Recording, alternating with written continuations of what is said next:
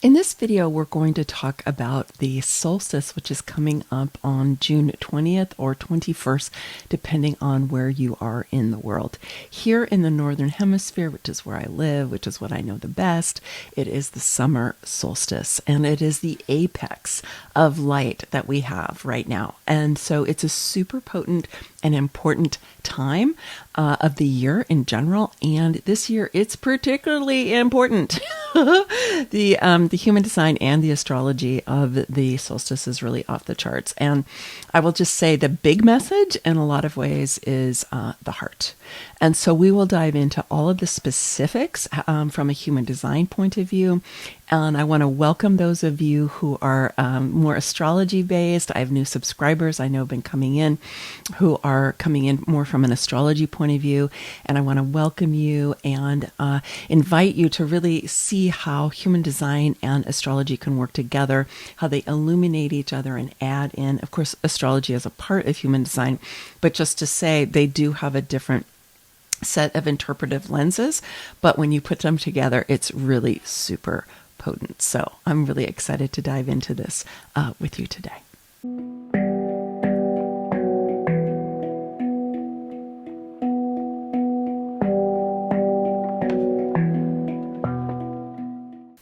The most important thing that you can be doing during this time is to turn your attention inward. This is what it means when we are having being directed to be really looking at what's going on inside of our hearts. This is part of the huge transformation that we as humanity are in right now, is this long and torturous journey from the mind to the heart. And so this is what's being really lit up for us today. So we're going to go through all of the different gates in the G center and how the different planets are lighting them up. And you can go ahead and take a snapshot when we get there and compare this to your human design chart, because what you want to be looking at is where are you getting new definition? Where are there planets and gates that are not lit up for you in your chart that are going to be giving you new definition? And then to see, is that going to create new channels? Is it going to activate new centers? So this is one of the most empowering things you can do when looking at the transit. So if you don't know what I'm talking about, I encourage you to get a video training that I did. It's called Understanding Human Design. I also created a transit tracker that you can go ahead and check out. And the video is free to you. I'll put the link below where you can get it. And it'll just walk you through in a kind of introductory way. What are the things that you need to be looking at? And that'll help you to know how to make the most of these transits, to know how you can really maximize the new energies that you have, and also avoid if you have new energies that are activated that could potentially challenging for you to be aware of that, so that you are really warned ahead of time and know what to do instead. The solstices and the equinoxes are points at which we move from mutable signs into cardinal signs. And so it's a new beginning for us. Every time we're in a cardinal sign, we're beginning a new season. And so here we are moving from Gemini season into Cancer season. And the very beginning of Cancer season, the Sabian symbol for that, I want to read it to you because I think it's particularly important for us this year. So the Sabian symbol is on a ship. The sailors lower an old flag and raise a new one. The keynote or the interpretation of this is a radical change of allegiance exteriorized in a symbolic act, a point of no return. Interesting, right? I mean, the astrology has certainly been pointing this way in terms of what's going on right now. The Sabian symbol always is the same for every time we start to enter into Cancer season. So it's kind of interesting, right? But here we're at the apex of the sun, right? And we have the most illumination coming in. And so we've got all kinds of light and energy.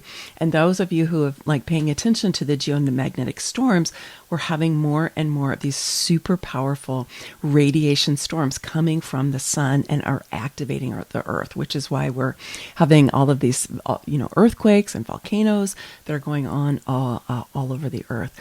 So this is a really, really potent time. And the question that you can start mulling over is, if you're pulling down one flag and putting up another, what's your new flag?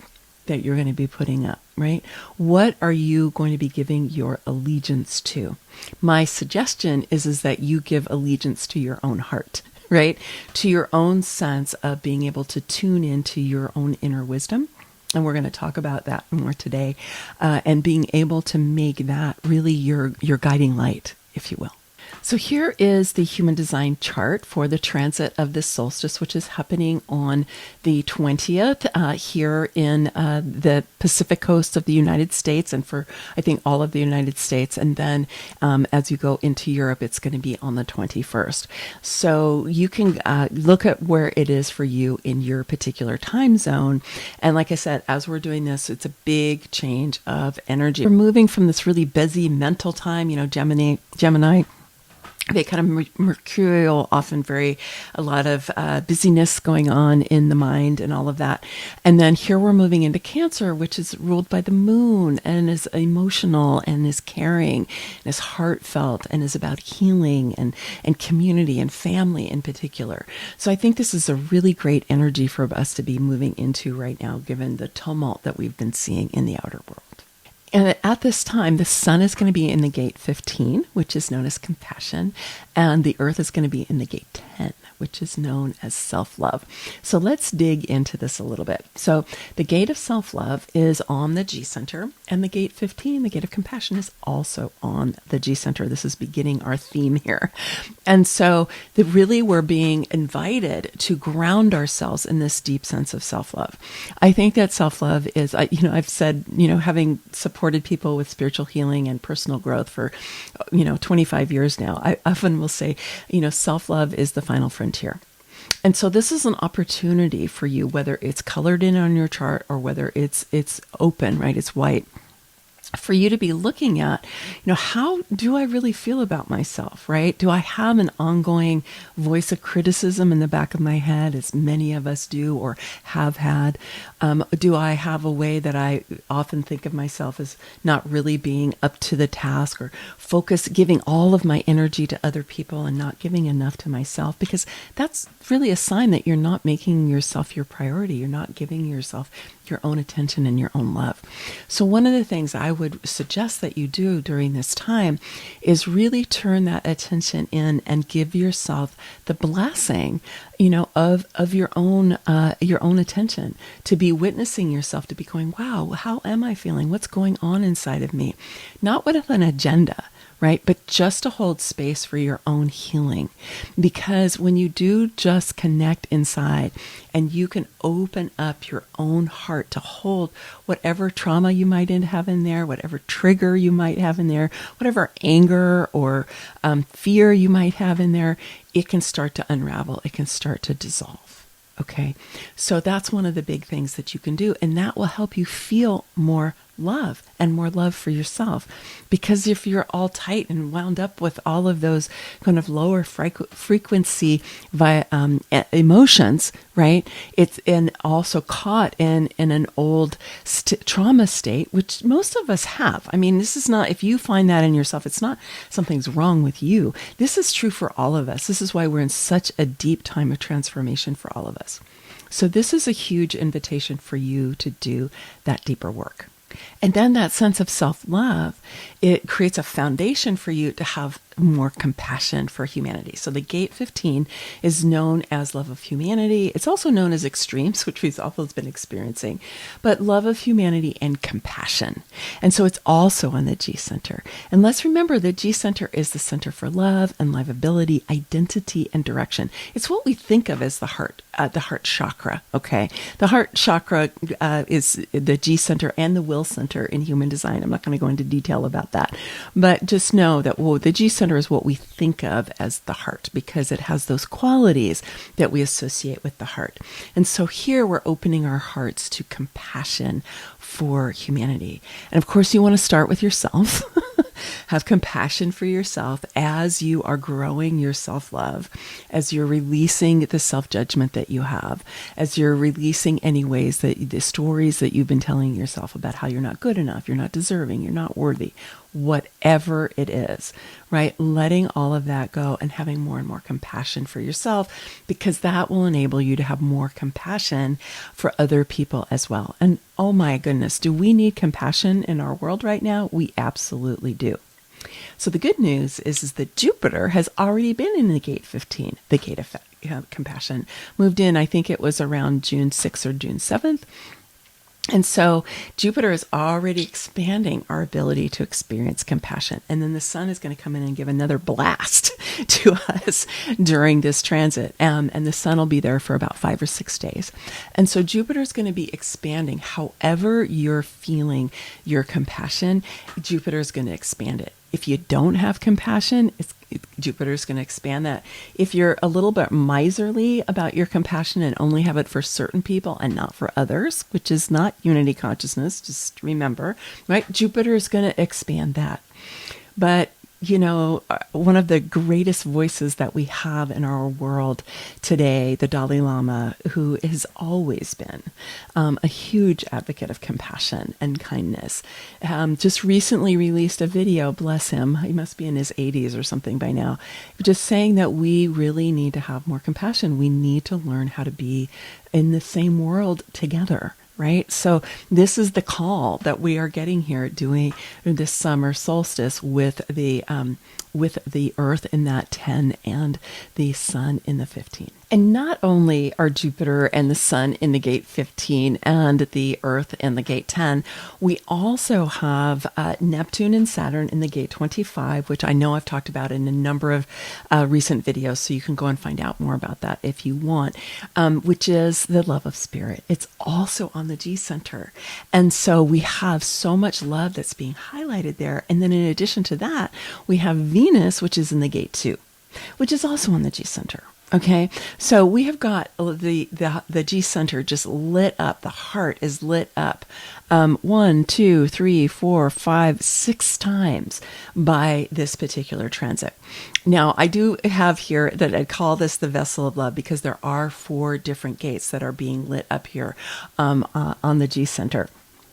And it's not technically the same as the incarnation cross of the vessel of love, but I wanted to invoke it here just to emphasize the level of attention, right, and direction and guidance that we're being given into this beautiful heart center. And if you take a look here at the mandala of the solstice, you'll see at the very top of the mandala here, the gate 10, and the Earth is there.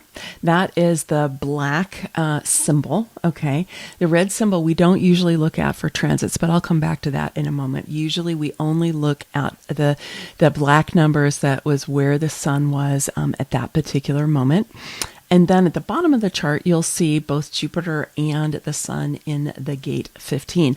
So the sun and the Earth are always opposite each other, okay? But if we look over to the left-hand side of this image, we'll see that Saturn and Neptune in the black symbols are still in that gate 25, like I was just saying a minute ago. We can start to see the way these really important moments of change in the astronomical and the astrological year are related to each other. Because if you look on the left-hand side of the chart, you will see that Saturn and Neptune are there in the gate 25. But you'll also see in the red symbols, you'll see the Sun and Mercury and Neptune. And that's where those planets were 88 days prior, almost 90 degrees on the mandala, right? Which in astrology would be a square. 90 degrees is a square. It's probably close enough. But this is where all of those planets were during the spring equinox here in the northern hemisphere. And so we start to see that the equinoxes and the solstices, when we come to these moments of moving from a mutable sign to a cardinal sign, that we are looking at an incarnation cross. So let me show you what I mean when I look at this next image. So here, this body graph has both the black numbers, which is where all the planets were at the moment of the solstice, and it has all the red numbers, which is where the planets were 88 days prior on the mandala. And that is basically the March equinox, the spring equinox here in the Northern Hemisphere. And so what we see is there is a relationship between these two, which is close to a 90-degree angle. When we look at it on the mandala, it's close to an opposition in astrology. We're looking at where were we there, right? A lot of times we look at, where was I at the winter solstice, which is something that you can do. You can go back and say, gosh, where was I, back in December? And what was I really desiring for this year? And what was it I was leaning into? Absolutely, that's a great thing to do here at the other solstice. But you can also go back and take a look at what was happening 3 months ago, right around the March equinox, and what was it that you were setting into place then? Because here's the thing, is like between the March equinox and the summer solstice here in the north is the most expansive time of year. It's when the light gets bigger and bigger all the way up here to the solstice. So what has been getting illuminated in your life during these last 3 months, right? And what got set in place for you during that equinox, right? Well, guess what? The sun was in the gate 25, right? And the earth was in the gate 46. And so when you take a look here at the mandala, what this means is that anybody who is born on this solstice is going to have the vessel of love. Because if you take a look at this image again, still it's the same mandala that you saw a minute ago. You can see that 10 at the top, right? And the 15 at the bottom. And here we've got the 25 over on the left-hand side of the mandala, and we've got the 46 on the right-hand side of the mandala. And so that is the vessel of love. And so anybody who's born during this particular transit will have that. But it also means that we are here feeling that even more, okay? And so my invitation to you, again, is to be paying attention to, here we've got all of these different planets that are saying, please, please, please come into your heart. Please find a way to not be so reactive. Find a way to move into a healing state. If you feel anxiety, if you feel fear, if you feel anger, if you feel hatred, if you feel resentment, if you feel shame, right? Any of these really kind of lower frequency emotions that are likely to be either really depressive or incendiary, right? Because there's a lot of incendiary energy in our planet right now, right? To just say no. Just be like, wow, that's powerful energy, right? How do I grab a hold of it and use it for my own healing and my own growth? How do I use that? How do I bring the light of my own higher self or my own inner being or my wise one within? How do I bring that light of my soul sovereign essence to the parts of me that have been wounded in the past so that they can heal in the light of my awareness? That is something you can totally do for yourself. You might have to learn how to do it, but there's no better time to do it right now. There's no more important time to do it right now. Because what's going on in the outer world, what you're seeing anyway, like that's on the surface. I'm not saying everything that's happening in the outer world, because there's a lot of great stuff, honestly, going on in the outer world.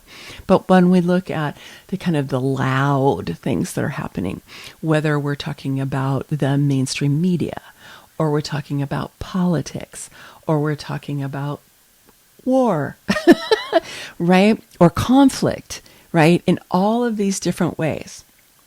All of that is trying to stimulate in you fear or anger or hatred.